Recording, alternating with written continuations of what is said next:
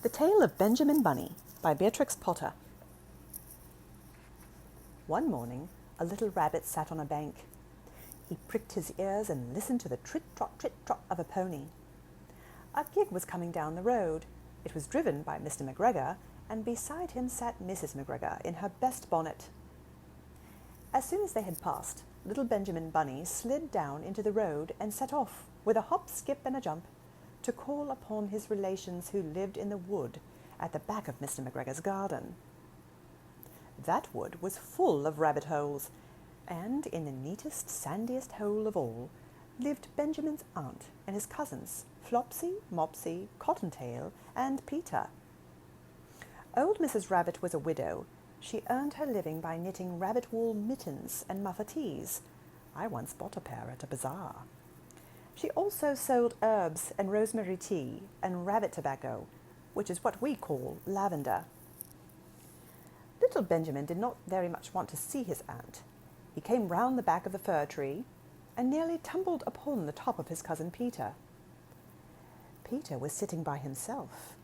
He looked poorly and was dressed in a red cotton pocket handkerchief. "Peter," said little Benjamin in a whisper, "who has got your clothes?"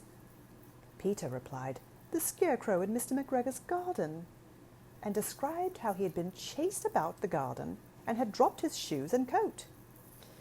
Little Benjamin sat down beside his cousin and assured him that Mr McGregor had gone out in a jig, and Mrs McGregor also, and certainly for the day, because she was wearing her best bonnet. Peter said he hoped that it would rain. At this point, old Mrs. Rabbit's voice was heard inside the rabbit hole calling, "Cottontail, Cottontail, fetch some more chamomile." Peter said he thought he might feel better if he went for a walk. They went away hand in hand and got up on the flat top of the wall at the bottom of the wood. From here they looked down into Mr McGregor's garden. Peter's coat and shoes were plainly to be seen upon the scarecrow, topped with an old tam-o'-shanter of Mr McGregor's. Little Benjamin said, "It spoils people's clothes to squeeze under the gate. A proper way to get in is to climb down a pear tree." Peter fell down head first, but it was of no consequence, as the bed below was newly raked and quite soft. It had been sown with lettuces. They left a great many odd little footmarks all over the bed, especially little Benjamin, who was wearing clogs. Little Benjamin said that the first thing to be done was to get back Peter's clothes in order that they might be able to use the pocket handkerchief. They took them off the scarecrow. There had been rain during the night, and there was water in the shoes, and the coat was somewhat shrunk. Benjamin tried on the tam-o'-shanter, but it was too big for him. Then he suggested that they should fill the pocket handkerchief with onions as a little present for his aunt. Peter did not seem to be enjoying himself. He kept hearing noises. Benjamin, on the contrary, was perfectly at home and ate a lettuce leaf. He said that he was in the habit of coming to the garden with his father to get lettuces for their Sunday dinner. The name of little Benjamin's papa was old Mr Benjamin Bunny. The lettuces were certainly very fine. Peter did not eat anything, and he said he should like to go home. Presently he dropped half the onions. Little Benjamin said that it was not possible to get back up the pear tree with a load of vegetables.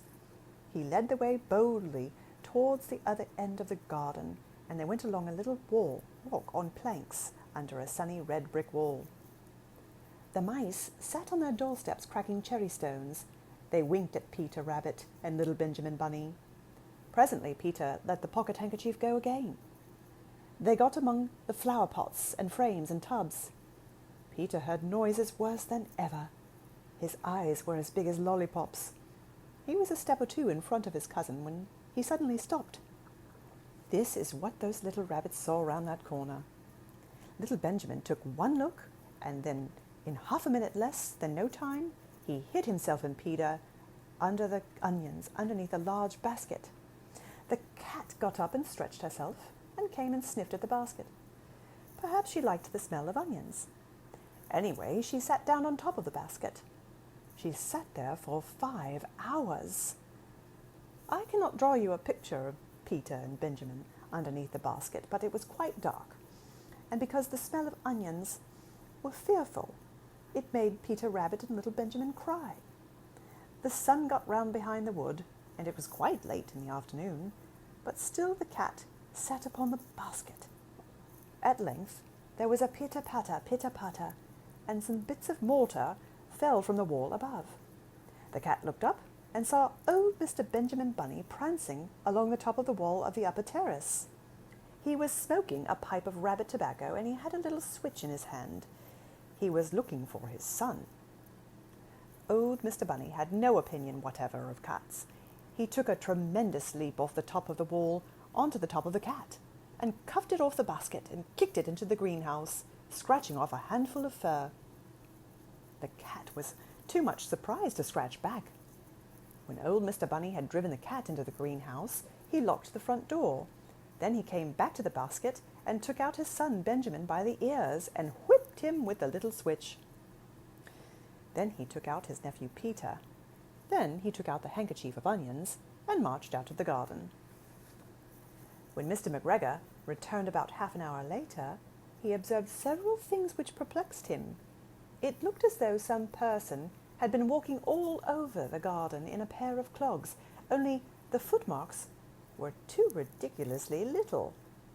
Also, he could not understand how the cat could have managed to shut herself up inside the greenhouse, locking the door upon the outside.